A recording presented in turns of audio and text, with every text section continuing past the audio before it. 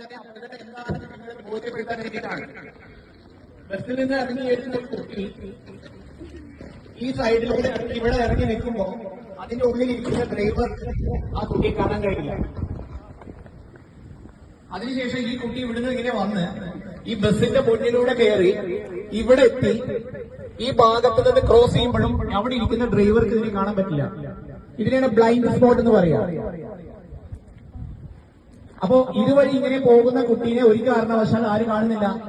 Driver കാണുന്നില്ല. അപ്പോ ഒരു ബസ്സിന്റെ മുന്നിലൂടെ ജീവിതത്തിൽ ഒരിക്കലും ഇതുപോലെ നിങ്ങൾ ക്രോസ് ചെയ്യാൻ ശ്രമിക്കരുത്. മിനിഞ്ഞാന്നുണ്ടായ അപകടത്തിന്റെ വ്യാപ്തി അത്രത്തോളം വലുതാണ്. ഡ്രൈവർ കണ്ടില്ല, കുട്ടീനെ ബസ് ഇടിച്ചിടുകയും അതിന്റെ ഫ്രണ്ട് ടയർ കയറി ആ കുട്ടിയുടെ മുകളിൽ കൂടെ കയറി. അത് മാത്രമല്ല, അത് കഴിഞ്ഞ് ബാക്ക് ടയറും ആ കുട്ടിയുടെ മേളിൽ കൂടെ കയറിയിട്ടാണ് ബസ്സിലെ ഡ്രൈവർ അറിയുന്നത്.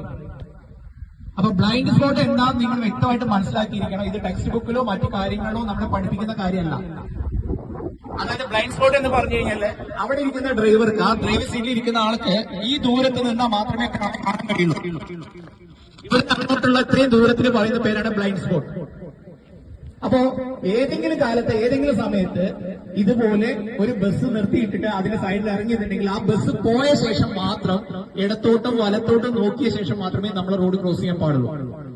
ഈ ഒരു കാര്യം നിങ്ങൾക്ക് മനസ്സിലാവാൻ വേണ്ടിയിട്ടാണ്. താങ്ക് യു മോളെ. മോളുടെ പേര് റിസ്വ. അത് വളരെ ഭംഗിയായിട്ട് സഹകരിച്ചു. റിസ്വയ്ക്ക് എന്റെ വക സമ്മാനം. Thank you.